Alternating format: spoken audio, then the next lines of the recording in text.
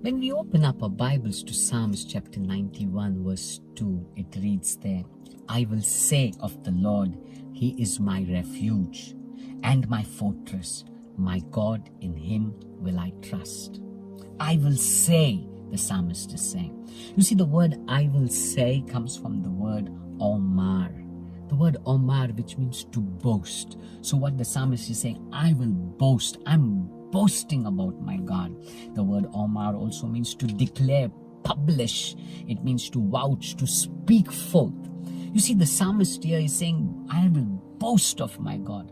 How could he boast of his God? How could he boast of with assurance of who his God is? How could he? When you read the first verse, it says there that he that dwelleth in the secret place of the Most High shall abide under the shadow of the Almighty. That means the psalmist is saying, I am someone who dwells in the secret place. I am someone who dwells in the presence of God. I am someone who's a seeker of God.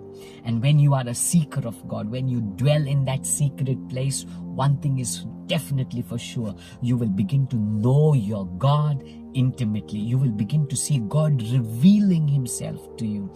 And when God reveals Himself, there's nothing that you can do but stand in awe of the greatness of God, of the abilities of God. Yet the psalmist is saying, I will boast of Him. I want to ask you today, do you have that intimacy with God? Are you someone who's dwelling in that secret place? Are you someone who's a seeker of His presence? Because that's what Psalm 91 verse 1 says, that he who dwells in the secret place. That means when I am in that secret place, in the presence of God, the revelations that I get of God, who my God is, I begin to boast about Him. Not just boast, but I begin to have that confidence of who my God is, that can only be birthed when you are someone who sits in His presence, dwells in His presence. And that's what the psalmist says in verse 2, I will say, I will boast. That means I will boast of the Lord. What does he say? He is my refuge. What does he mean by refuge? That means He's my protection. He's my covering.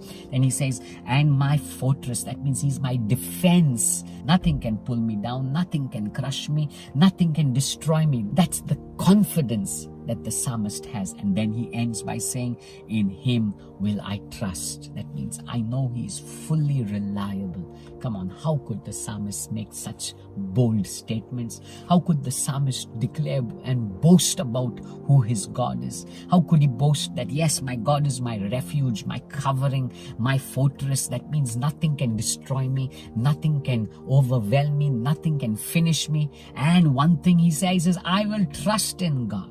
How could he say that? Because he was a man who spent time in the presence of God. Today I'm speaking to you who's watching. Whatever your circumstances, I want to tell you, boldness can only come forth. That conviction can only come forth when you spend time in His presence. When you begin to know Him. When He begins to reveal Himself to you.